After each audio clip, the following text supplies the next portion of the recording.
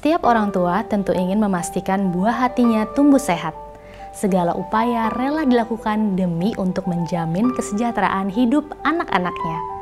Namun, jika ternyata ditemukan anak dengan pertumbuhan atau perkembangan yang tertinggal dari sepantarannya, atau bahkan dinilai berisiko stunting, apa yang sebaiknya orang tua lakukan?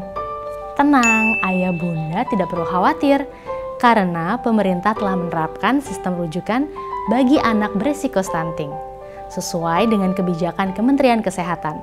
Sistem rujukan ini melibatkan tim pendamping keluarga atau TPK, posyandu, puskesmas, hingga rumah sakit umum daerah. Tujuannya adalah untuk memastikan anak yang berisiko stunting mendapatkan perawatan penanganan yang tepat sesuai dengan kebutuhannya. Tata laksana pencegahan stunting melalui sistem rujukan tersebut meliputi: pertama, pencegahan primer dari tingkat kader TPK atau posyandu. Pada tahap ini, kader TPK atau posyandu menimbang berat badan dan mengukur tinggi badan anak setiap bulan. Jika terdapat anak yang pertumbuhannya lambat atau tertinggal, TPK akan menelusuri faktor penyebab yang mendasari serta memastikan anak tersebut sudah mendapatkan pelayanan kesehatan dan pola asuh yang tepat sesuai usianya. TPK melakukan pencatatan data dan hasil penelusuran faktor resiko serta memberikan layanan rujukan ke puskesmas atau ke fasilitas kesehatan tingkat pertama.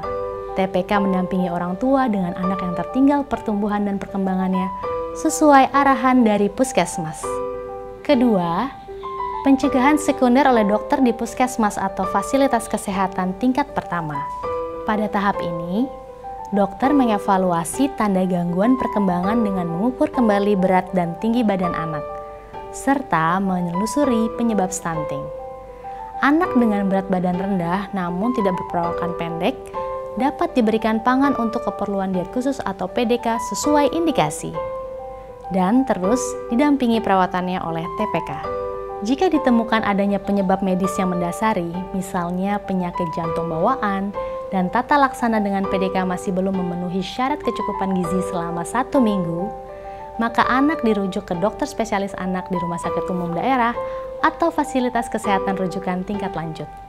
Anak yang dinilai berperawakan pendek, baik dengan atau tanpa penyebab medis yang mendasari, juga harus dirujuk ke dokter spesialis anak di rumah sakit umum daerah atau fasilitas kesehatan rujukan tingkat lanjut.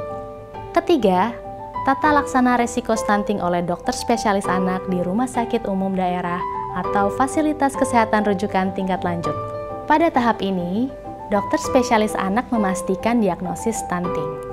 Jika benar stunting, dokter akan menelusuri penyebabnya dengan melihat tanda gangguan perkembangan yang dialami.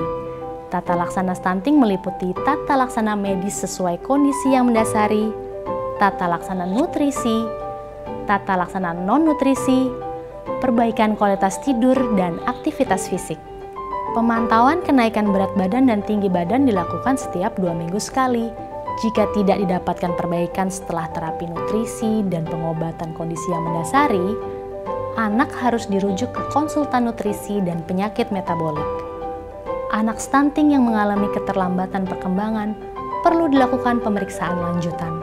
Untuk mendukung sistem rujukan ini, kerjasama lintas sektor sangatlah diperlukan demi menyelamatkan bayi dan balita dari stunting.